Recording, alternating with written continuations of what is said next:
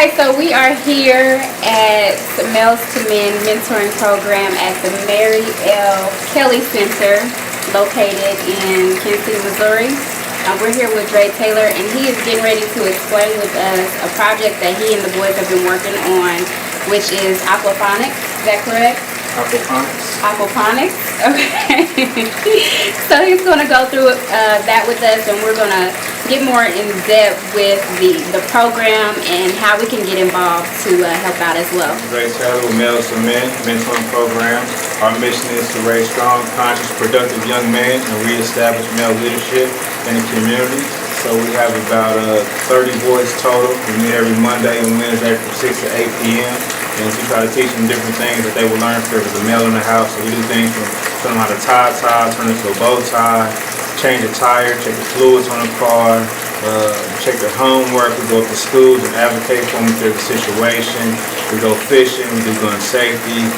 We do a lot of different things. We have partnerships with the Black Wolf Hunting Club. Like I said, we go hunting. And we have a partnership with the Black Pilot Association where we offer scholarships on how to fly. And we also benefit from the private planes for Black pilots to go flying. And so what I'll show you here is our aquaponics system. This is where we train our boys on what goes on. We essentially got a 100,000-pound food project that will be located on 29th and Wabash, where we'll do over 30,000 pounds of tilapia, 70,000 pounds of vegetables, and we're also going to do a holistic greenhouse and try to combat traditional medicine and get back to old ways of eating natural foods and growing different herbs. And so what we have here is aquaponics, and that's just raising fish and vegetables in one system. And so we have in here, we have some goldfish, which essentially would be tilapia. So we have some tilapia in here, but we can got some goldfish to test out the system. So we have about 20 goldfish, and with the goldfish act as after they poop and they pee, they provide nutrients, so it builds up in the system. And so there's a pump in here, and so we pump up all that bad water into our system. So it goes up this tube right here, and then it comes back to the other end. And as it comes back, it provides nutrients to our vegetables. So it's a nitrification process.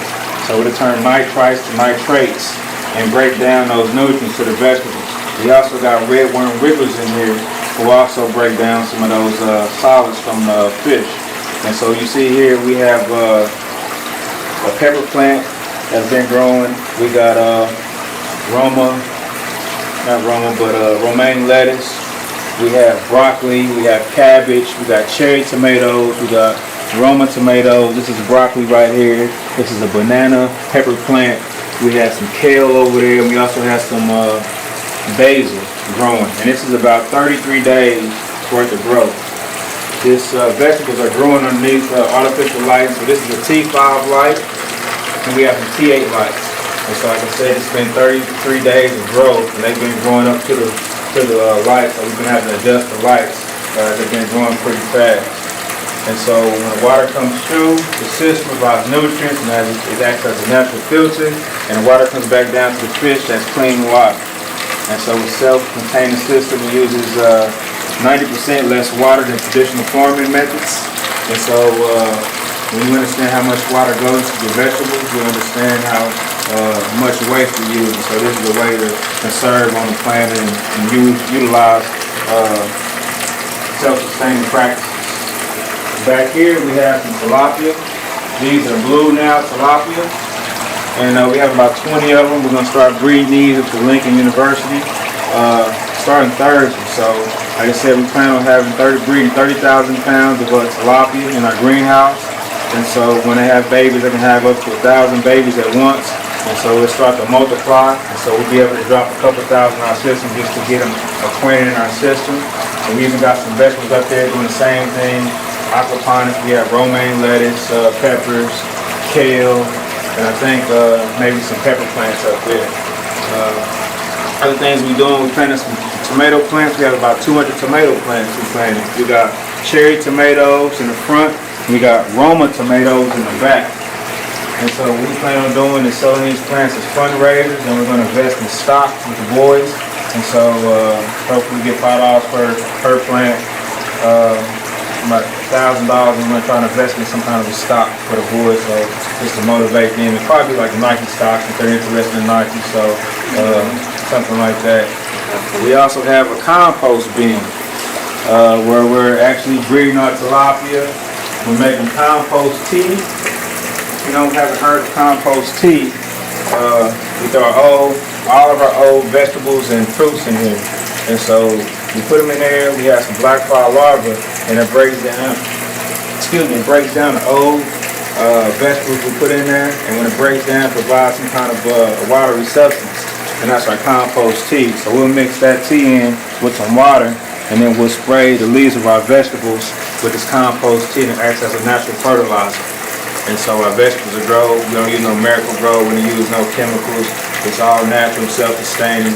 And we also get our black fly larvae. So there's some flies flying around.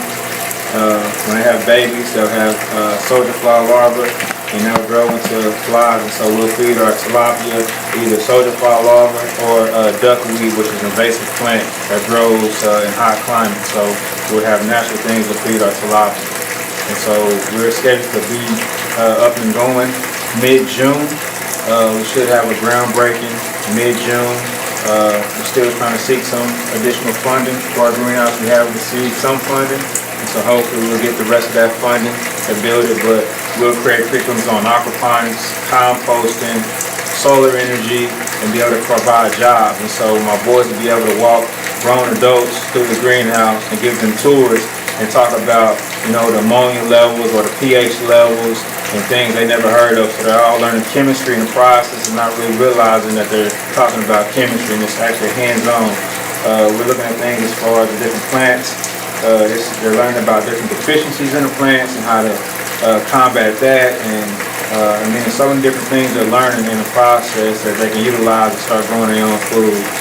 Once you understand that only 1% of food in Kansas City comes from Kansas City, you see the need to start growing your food. And then we consider what is actual food. Things with chemicals, GMOs, so many different things, hormones. Then it gets down to less than 1%. We're talking about percentages now, point something. And so these are things we try to teach our boys and plant in mind. So this is something I believe in. And so this is what we're essentially trying to do. So we got, like I said, Now Valley Aquaponics 3,000 pounds project. And hopefully we get it going, and hope you come visit our farm in June. If somebody wants to give, where would they go to give to the project? They can go to mailstomen.com. We have a PayPal set up there. Receive funds or donations to that. I met one of the residents in the neighborhood. I explained to her what we were doing. I showed her a picture of the greenhouse, and she almost cried. She was about 7 years old. She said she'd seen somebody get shot across the street.